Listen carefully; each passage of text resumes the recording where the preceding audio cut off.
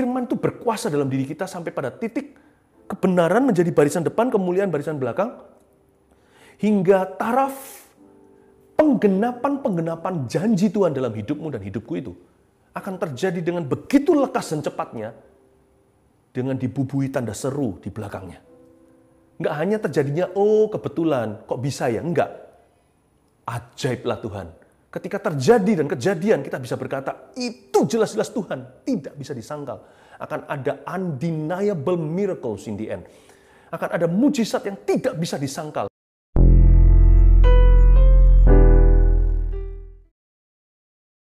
Kita siapkan Alkitab kita bersama-sama. Saya terbeban untuk menyampaikan isi hati Tuhan tentang puasa. Sebab saya sendiri selalu punya kebiasaan, selalu mulai dengan benar. Kali ini, tahun ini berpuasa 21 hari dengan gereja yang saya pimpin dan gembalakan. Makanya saya berikan judul sharing saya ini, hal-hal yang dibukakan lewat puasa. Saya ulangi, Anda bisa catat. Hal-hal yang dibukakan lewat puasa. Buka bersama dengan saya di Yesaya pasal 58 ayat 3-10 pembahasan kita. Yesaya 58 ayat 3. Kalau di bahasa Indonesia, Alkitab kita, judulnya adalah kesalehan yang palsu dan yang sejati, atau shallow worship, atau penyembahan yang dangkal, atau kasih yang pura-pura. Banyak orang itu kerohaniannya sebenarnya hanyalah roh agamawi.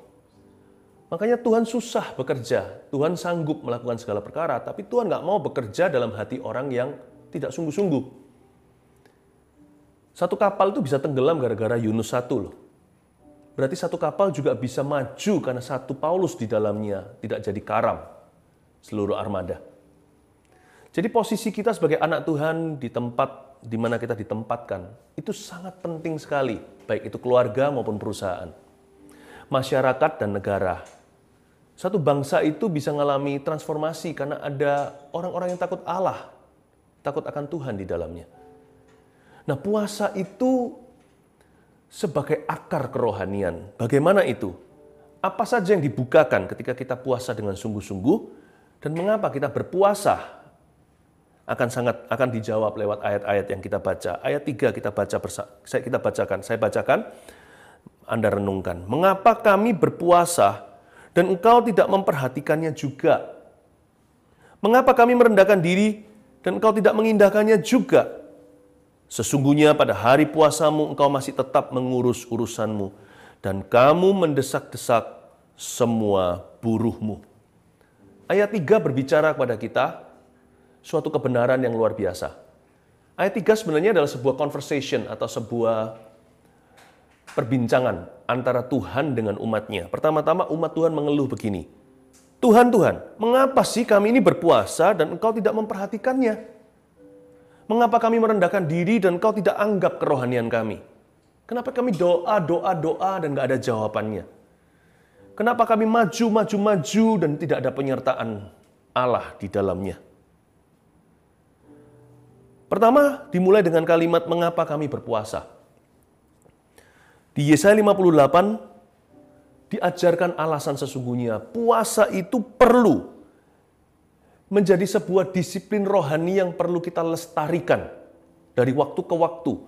Mengapa? Karena di zaman sekarang ini kasih menjadi dingin dan kerohanian menjadi rapuh. Bahkan orang-orang yang religius yang menunjukkan dirinya beragama, biasanya penyembahannya juga setengah-setengah. Lebih banyak shallow worship daripada deep worship. Lebih banyak orang-orang yang dangkal daripada orang yang dalam. Tak terkecuali tahun ini. Semakin tahun dunia semakin masuk ke zaman edan. Semakin gak keruan. Lebih susah jadi orang yang sungguh-sungguh. Itulah sebabnya puasa itu lawan arus.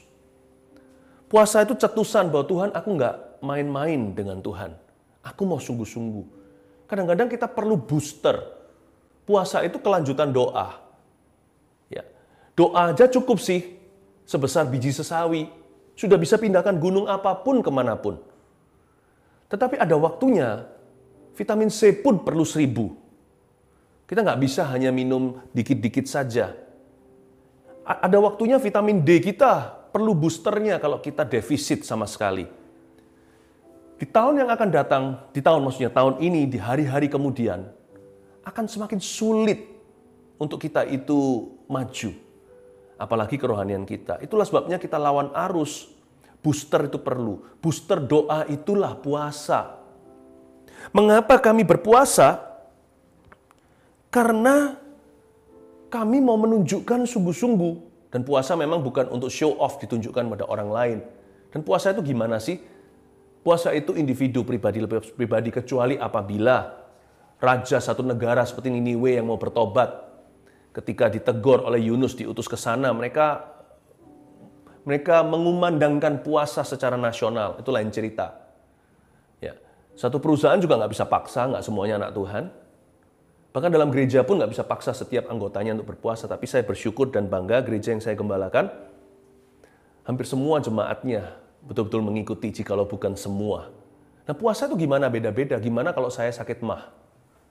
Puasa itu alangkah baiknya dilakukan individu, secara pribadi, dan secara rahasia. Intisari puasa adalah kita mau bangun penyembahan yang mendalam dengan Tuhan. Booster daripada doa itu puasa. Booster pujian penyembahan. Kita mau beribadah. Dosis tinggi daripada ibadah seseorang itu seringkali adalah puasa. Tapi puasa itu juga bisa disalahgunakan. Disalah mengerti apalagi. Nah, terlebih dahulu saya masuk ke hal-hal praktis. Puasa itu gimana untuk melengkapi Anda semua yang mendengarkan saya. Puasa beda-beda setiap orang. Yang penting intinya adalah kita pantang dengan sesuatu yang kita inginkan, bahkan butuhkan. Jadi bisa saja puasa nggak makan sama sekali, tapi nggak semua orang kuat, apalagi kalau punya sakit emah. Ada orang yang puasa ester, 3 hari nggak makan. Dan puasa cairan lebih bahaya, jadi hati-hati kalau Tuhan nggak sungguhan suruh, jangan coba-coba. Ya. Tapi ada juga orang-orang yang puasa Daniel. Dia pantang daging, makan sayur doang dan buah-buahan. Tapi tetap harus jaga gizi badan. Tapi ada orang tertentu yang puasa hal-hal lain. Mungkin dia puasa main game. Apalagi kalau masih pertumbuhan. Anak-anak saya punya 3 anak. Ya kan? Beda-beda usia. Ada yang udah dewasa, ada yang remaja, ada yang masih anak. Nah kalau masih anak kecil pertumbuhan nggak boleh makan. Kan kasihan, jadi anak saya puasa yang manis-manis. Puasa hidangan penutup, gula-gula. Atau puasa main game bagi anak-anak Anda. Atau bagi Anda sendiri mungkin yang kecanduan. Ya, saya 21 hari nggak akan main game sama sekali. Nanti bisa-bisa bebas beneran loh. Nggak akan kembali lagi kepada kecanduan yang lama. Jadi puasa itu bisa begitu. Tapi yang pasti jangan puasa mandi ya. Kasihan orang sekelilingnya.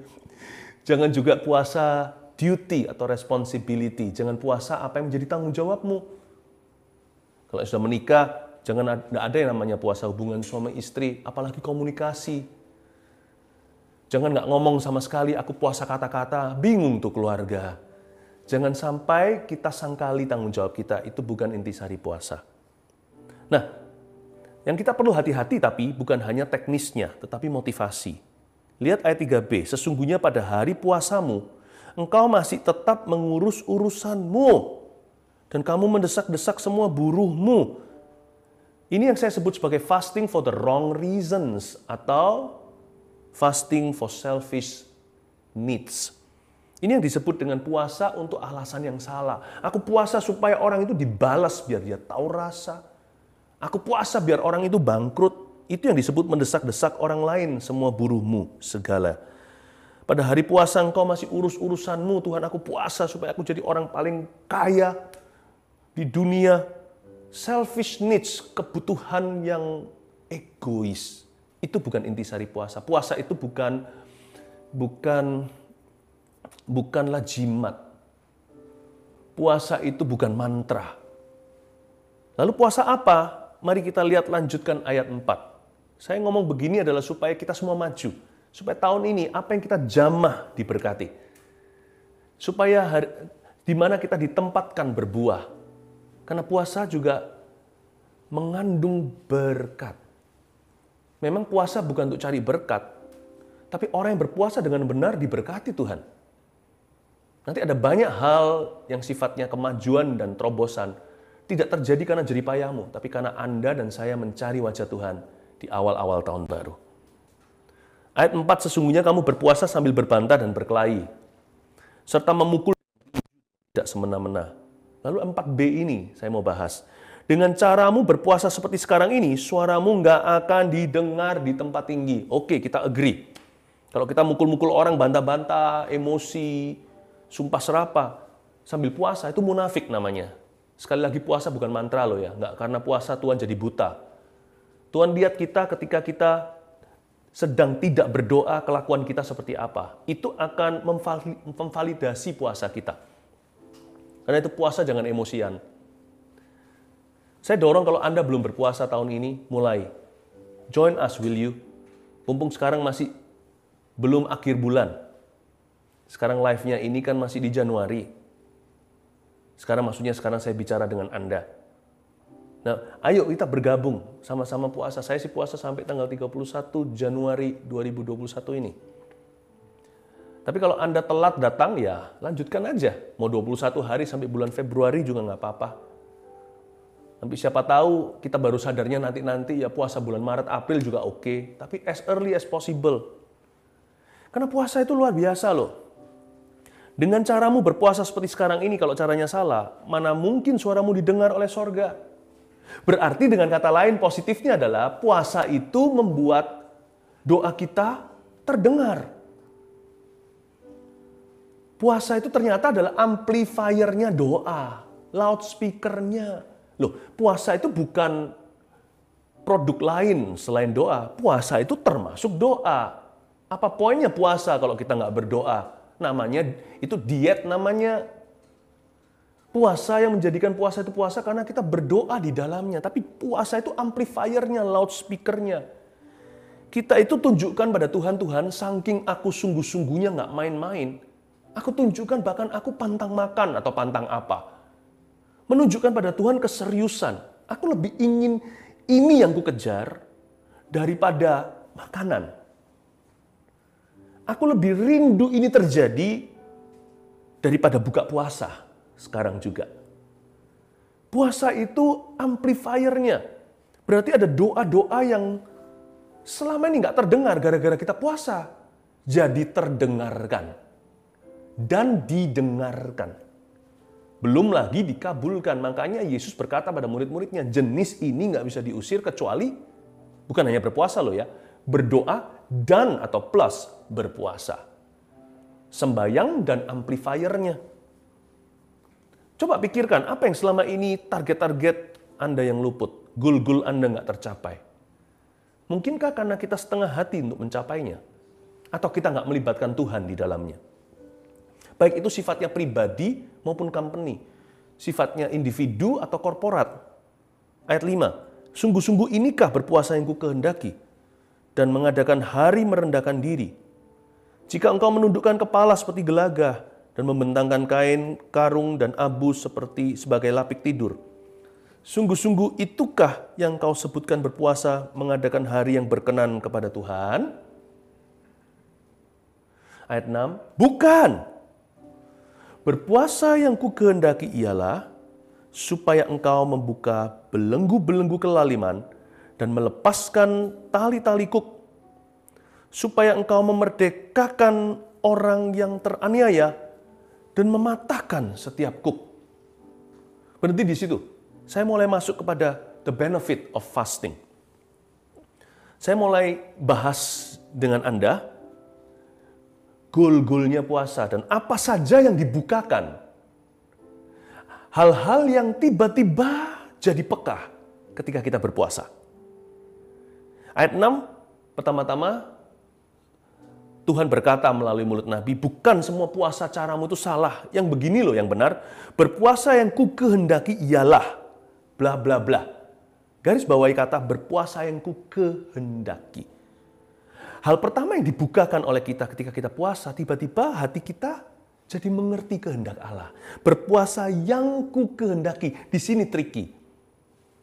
Waktu kita puasa dengan benar, dengan rendah hati dan bukan pukul-pukul orang lain, kita puasa bukan dengan alasan yang salah atau dengan motivasi yang egois. Ketika kita puasa itu menunjukkan kesungguhan hati untuk cari Tuhan, maka yang pertama kita temukan adalah kehendak Allah atas hidup kita. Nggak bisa dijelaskan, tiba-tiba mengerti aja ke kanan atau ke kiri. Nggak ada teori, nggak ada rumusnya. Aku tahu sebab aku tahu bahwa ini kehendak Tuhan atasku, ini kehendak Tuhan atas company-ku, ini kehendak Tuhan atas pekerjaanku, ini kehendak Tuhan atas hidupku kalau dia adalah seorang mahasiswa, kehendak Tuhan di masa aku belajar, kehendak Tuhan soal pacaran, kehendak Tuhan dalam keluarga, dalam kehidupan suami istri, membesarkan anak. I just know that I know, aku tahu saja bahwa ini kehendak Allah. Berpuasa yang ku kehendaki, garis bawah. Hal pertama yang dibukakan adalah kehendak Tuhan. It's very hard to describe and explain. Susah untuk menjelaskan. Hati tahu aja apa kehendak Allah bagiku hari ini, saat ini. Persis apa yang di depan. Lalu, kita senang baca bla-blanya itu penting sekali.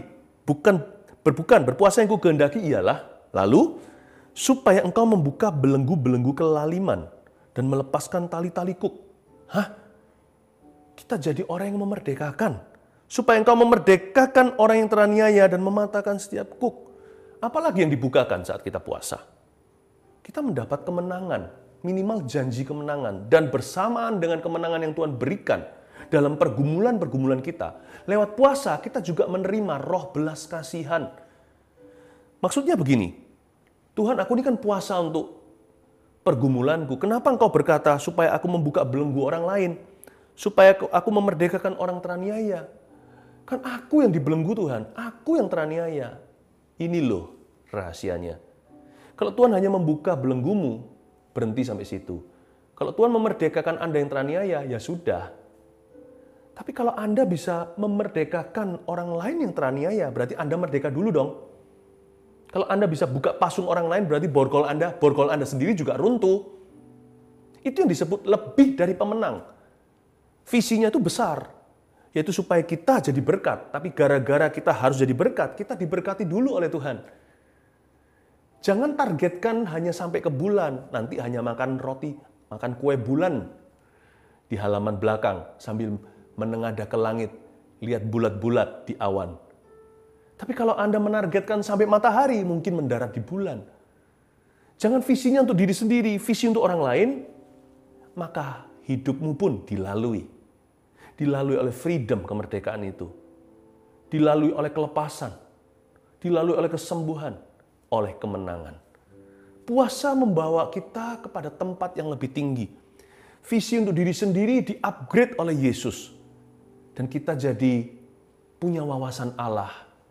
Jadikan aku berkat, ya Tuhan, di dunia. Tiba-tiba berkat atas kita tidak sepenting itu lagi. Kita tinggal dilalui. Puasa itu menjanjikan kemenangan dalam jiwa kita. Dari orang yang selfish, yang orientasinya diri sendiri, menjadi bermental kerajaan Allah. Carilah dahulu kerajaan sorga dan kebenarannya. Maka segala sesuatu yang lain ditambahkan. Jangan main-main dengan plus-plusan Tuhan. Matematika Allah itu bukan 5 tambah 2 sama dengan 7. 5 tambah 2 memberi makan 5.000. Dan mereka pun dilalui. Kampung halaman mereka tidak diabaikan. Pulang ke rumah 12 murid bawa 12 bakul sisanya. Padahal andai kata kalau mereka hanya minta roti untuk diri mereka hanya dapat roti dan air putih. Mereka makan kenyang sendiri, tapi kalau mereka minta berkat untuk 5.000 orang, pulang bukan hanya mereka dikenyangkan, tapau bawa ke rumah 12 bakul. Masing-masing rasul 1 bakul penuh. Puasa memberi wawasan kita. Wow, hidupku tidak semurah itu ternyata. Saya tahu saya sekarang ngos-ngosan dikejar dengan hutang piutang. Saya sekarang rasanya demi bertahan aja. Toko yang saya miliki ini rasanya sudah kamsyah, udah terima kasih 1001 sama Tuhan kalau bisa bertahan 1 hari lagi. Tapi ternyata Tuhan bawa saya kepada kepentingan kerajaan. Toko jadi kecil, tiba-tiba iman saya lebih besar. Saya bisa pindahkan berkat ke toko saya tanpa harus ngotot sama sekali. Itu puasa. Puasa itu memberikan kepada kita roh kemenangan. Bersamaan dengan itu roh belas kasihan dulu. Jadi kita terbeban untuk orang lain juga. Nggak melulu tentang dirimu dan diriku. Itu dia maksudnya, ayat 7, supaya engkau memecah-mecah rotimu bagi orang yang lapar, dan membawa ke rumahmu orang miskin yang gak punya rumah. Dan apabila engkau melihat orang telanjang, supaya engkau memberi dia pakaian, dan tidak menyembunyikan diri terhadap saudaramu sendiri. Ayat 7 ini indah sekali. Ternyata puasa itu bukan gak makan, tapi serahkan makanan kita kepada orang lain. Jadi kita gak makan, agar supaya mereka yang makan. Supaya engkau memecah-mecahkan rotimu bagi orang yang lapar, sampai tidak tersisa hingga kita puasa. Bedanya dengan diet, kita pantang makanan. Puasa, kita memberikan makanan. Saya punya rantangan, saya pegang satu-satunya. Tapi karena saya sayang sama teman saya, dia kelaparan, di rumahnya dipukuli orang tuanya, kekerasan dalam rumah tangga. Aduh, saya nggak makan sebentar juga nggak mati. Tapi dia loh tiap hari kurang gizi. Udah, semua kamu makan deh. Ini satu porsi untuk satu orang, bagi dua juga dua-dua nggak kenyang. Kamu makan aja, saya puasa. Nyok, situ. Silahkan dinikmati. Jangan lupa berdoa dulu ya. Itu puasa. Tak tersisa dimakan lahap oleh teman kita.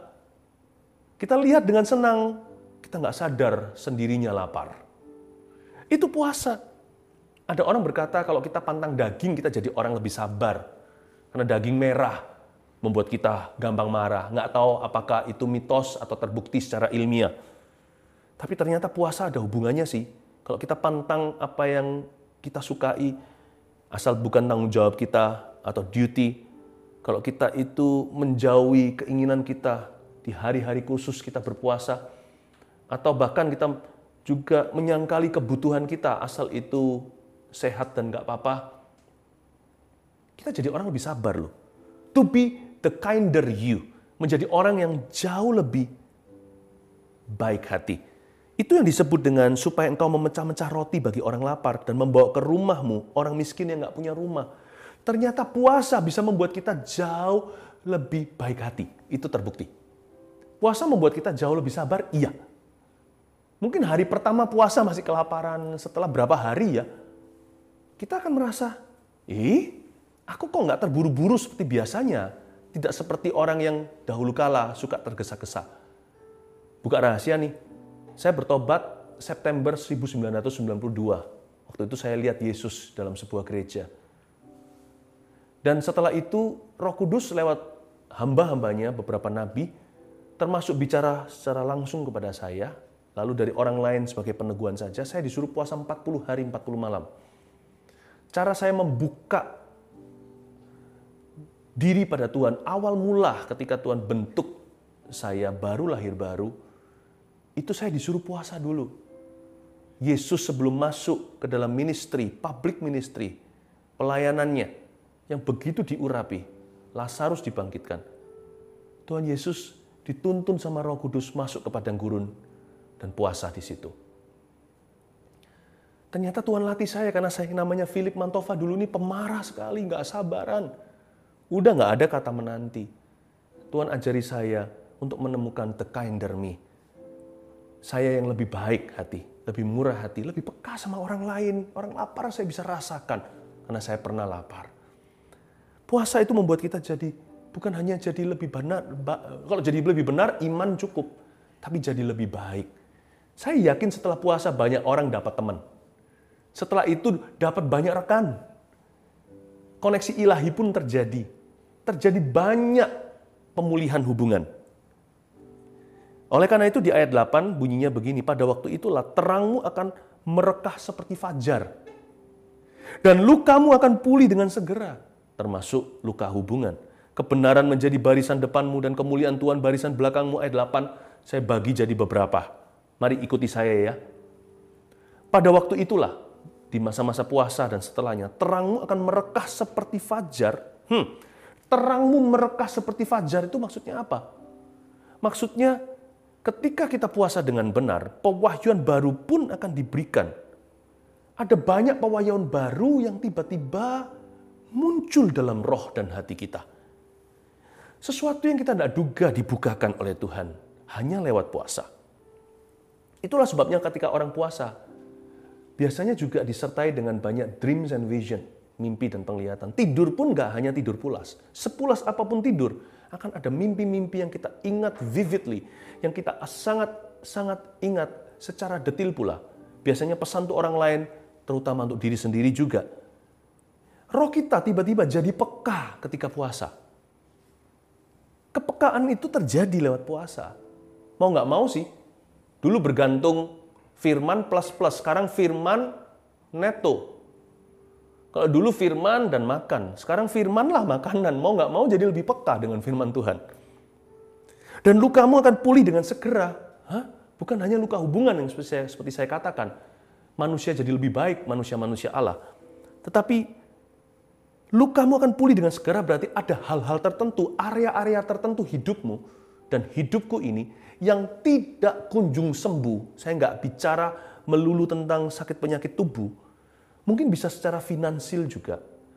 Mungkin bisa secara hubungan. Area-area tertentu yang nggak pernah sembuh, gambar diri contohnya. Tiba-tiba pulih ketika kita puasa. Jenis ini memang nggak bisa diusir maupun digusur dengan doa doang. Lukamu akan pulih dengan segera, padahal sudah berabad-abad lamanya.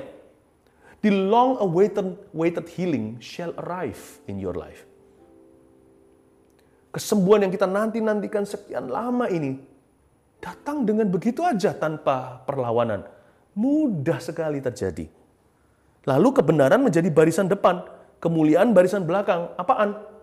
Apa maksudnya ini? The fulfillment of God's word will come swiftly with an exclamation mark in the end. Ada sebuah janji.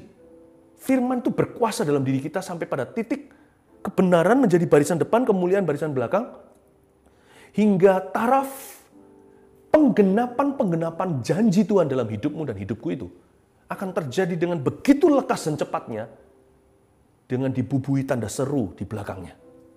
Nggak hanya terjadinya, kebetulan, kok bisa ya? Enggak. Ajaiblah Tuhan. Ketika terjadi dan kejadian, kita bisa berkata, itu jelas-jelas Tuhan, tidak bisa disangkal. Akan ada undeniable miracles in the end. Akan ada mujizat yang tidak bisa disangkal. Kalau orang sakit kepala, pusing-pusing dikit, lalu sembuh didoakan. Puji Tuhan sih, tidak ada kesembuhan terlalu kecil ya kan. Tapi orang juga bisa berkata, itu kebetulan, sugesti. Tapi kalau orang lumpuh dari lahir berjalan, tuli dari lahir mendengar, itu nggak bisa disangkal. The type of miracles you are about to receive through fasting. Bukan hanya puasa asal puasa loh ya. Puasa bukan mantra atau jimat. Puasa yang benar yang diajarkan. Puasa yang berpusat, tersentralisasi pada Kristus dan firman. Puasa yang directed by the Holy Spirit atau yang dituntun oleh Roh Kudus. Seperti Yesus ke padang gurun. Akan ada undeniable miracles atau mujizat tak dapat disangkal. Kebenaran baru berjalan di depan, kemuliaan tertutup barisan belakang dengan tanda seru di ujungnya.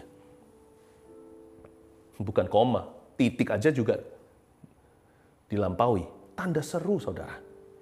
Ayat 9, pada waktu itulah engkau akan memanggil dan Tuhan akan menjawab. Pada waktu itulah engkau akan memanggil. Bukan dari dulu saya sudah memanggil Tuhan. Tapi Tuhan tidak jawab-jawab. Ternyata ada doa-doa yang lama tidak terjawab. Tiba-tiba keluar dari rak. Keluar dari lemari Tuhan di sorga misalnya, dan dijawab satu persatu dengan gilang gemilang. Sekali lagi, puasa bukan mantra. Puasa bukanlah kita ucapkan beberapa kalimat Tuhan harus penuhi keinginan atau Tuhan harus kabulkan doa.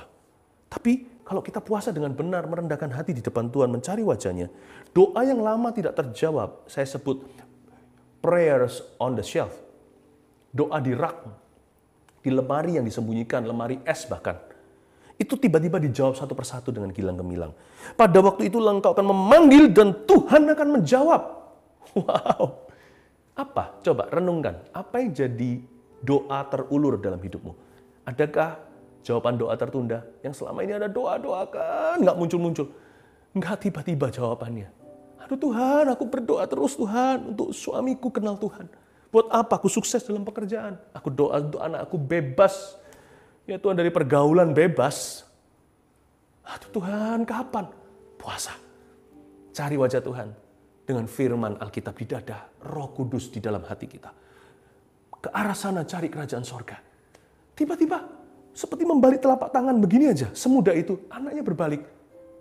Cari Tuhan, nggak mengalami krisis dulu. Suaminya kenal Yesus tidak melalui jatuh, seperti banyak orang harus dipukul dulu. Kok bisa ya? Divisi ini macet, mau pakai metode macam-macam, sudah konsultasi kanan kiri, tiba-tiba begitu aja berbuah, biru pertama kali di tahun ini. Kok bisa? Kemajuan dari mana? Merekah seperti fajar, yang berjalan makin lama semakin terang, hingga rembang tengah hari. Engkau akan berteriak minta tolong dan ia akan berkata, ini aku. Apabila engkau tidak lagi mengenakan kuku kepada sesamamu, ayat 9, dan tidak lagi menunjuk-nunjuk orang dengan jari dan memfitnah. Apabila engkau menyerahkan pada orang lapar apa yang kau inginkan sendiri dan memuaskan hati orang yang tertindas, maka terangmu akan terbit dalam gelap. Dan kegelapanmu akan seperti rembang tengah hari yang saya katakan tadi. Increase spirituality, yang pasti ujung dari puasa adalah kerohanian kita bertambah. Dan kita akan mengalami satu hal ini yang dinanti-nantikan banyak orang, termasuk orang kaya yang tidak punya tujuan. The meaning of life.